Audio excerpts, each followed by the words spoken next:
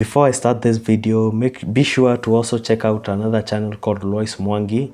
It's just the name of my friend who just started a YouTube channel, and she needs your support, guys. And make sure you give her a thumbs up and subscriptions so that you can also get some of our amazing content. I'd really appreciate if you do that. I'll post a link to one of our videos below, and be sure to check it out after this video. So thank you. What's up everybody, and it's iRONiX Media here with yet another video. Welcome to the part 2 of the processor explained.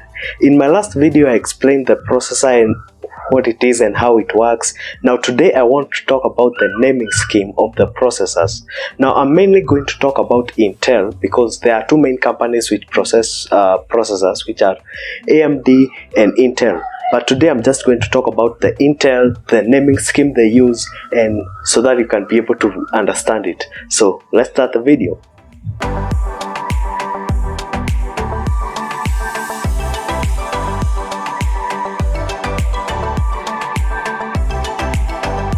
Now, Intel CPUs are the most widely used globally, and you find that these processors have a kind of a structure or naming scheme that they use, which has some certain letters and numbers which are quite confusing to a guy who maybe hasn't known a computer for a while. Now, there are first of all two main naming conventions that these processors use, which is the Core I series and the Intel Xeon. Let's begin with the common one we know, which is the Core I series. And let's agree, even if you don't know what I've just said, at least you've come across this sticker somewhere. The Core I series in Intel processors are the most commonly used in laptops and desktops.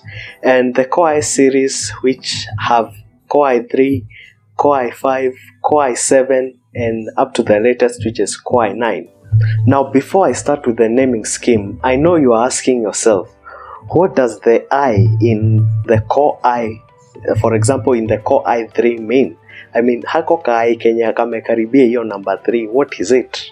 Well, basically, that I, together with the number which is near it, is just a brand modifier that is used to explain what more about that processor. So it does not basically mean that a Core i3 has 3 cores. It does not mean that a Core i5 has 3 cores. No. That i3 is just a brand modifier, and yes, it does have a meaning. It shows the capability of your processor, but it has nothing to do with the number of cores. If you look at this diagram, we have the part which is written Intel Core TM. The TM is a superscript.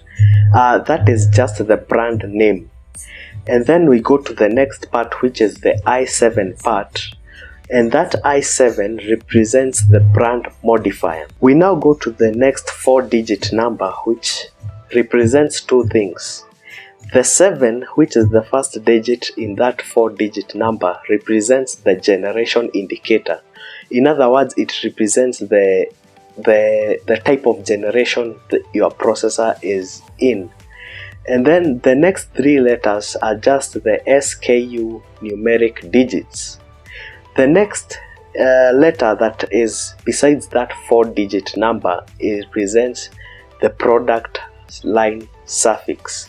I'm going to explain later what these are, and that is how the naming scheme of the Intel processor is. Now you're going to find that in some other brands of processors, you're going to find that the naming scheme, the naming arrangement is quite different, but it kind of still represents the same thing.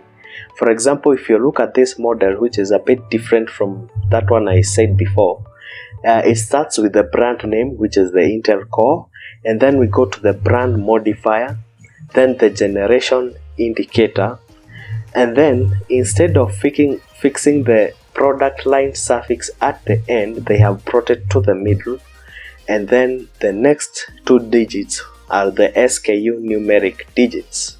Kwa hii diagram yenye nimewaonyesha, there is that product line suffix, which I know most of you are asking themselves whether it has a meaning, and yes, it does. For instance, if you find your processor having a letter U, it means that it has ultra low processing power, and it means your processor has a very low clock speed and consumes less power, but if overworked it can overheat, and it's mostly used on laptops. If you find your processor having letter H, it means it's a high performance processor with very high clock speeds, and it consumes a lot of power and also has high temperatures if it's carrying out more and more tasks.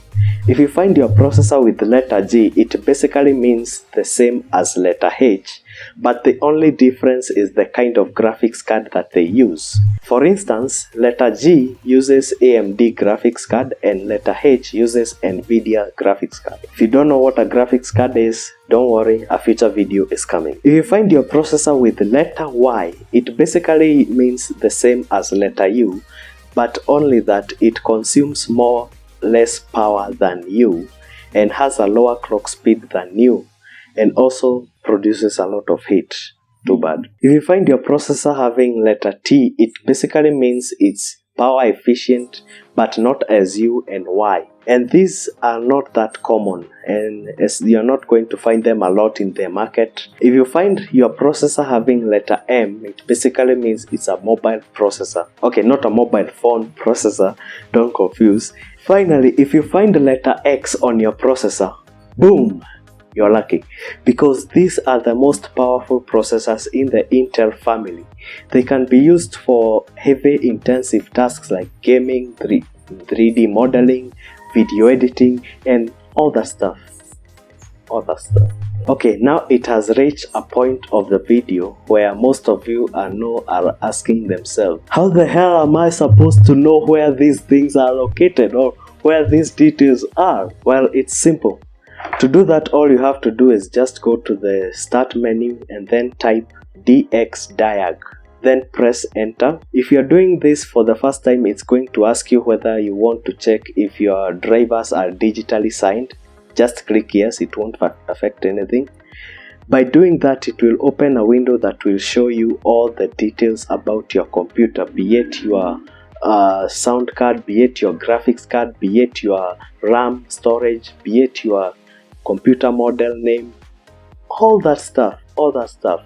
The other type of series in the Intel family is the Intel Xeon processors. Now these processors are mostly used by big companies which have a very huge servers, and therefore these processors are not available for normal consumers unless you want to start a big company or you want to buy a server. So allow me to tackle it in the future video so that I can explain the details separately. Now, explaining about processors, I agree it's quite a tricky and challenging activity, especially if you're not familiar with computer stuff, and I have to admit this actually took me some time to come up with this video, and I hope you have understood, and let me know what you think about in the comments down below. If you have liked the video, make sure you give it a thumbs up, subscribe to my channel if you haven't, and ring that bell so that you can get notifications about more of my videos. Thank you so much for watching. It's been iRONiX Media here, and I'll see you in the next video.